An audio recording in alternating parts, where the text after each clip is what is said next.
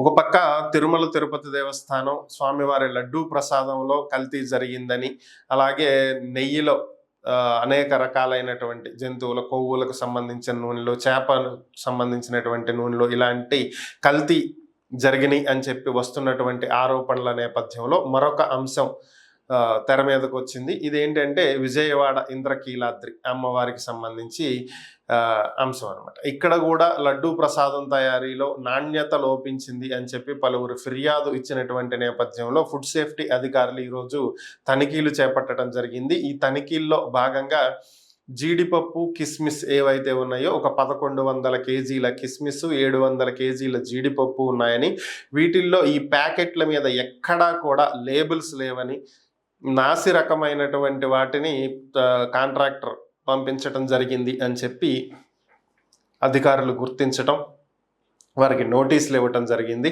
అలాగే ఈ ఇతర పదార్థాలు లడ్డూ తయారీకి ఉపయోగించేటువంటి నెయ్యి, శనగపప్పు, బెల్లం వీటికి సంబంధించినటువంటి నమూనాలను కూడా సేకరించి హైదరాబాద్లోని ల్యాబ్కి పంపించారు. వీటి మీద కూడా నివేదిక వచ్చిన తర్వాత చర్యలు తీసుకుంటామని చెప్పి అధికారులు ప్రకటించడం జరిగింది.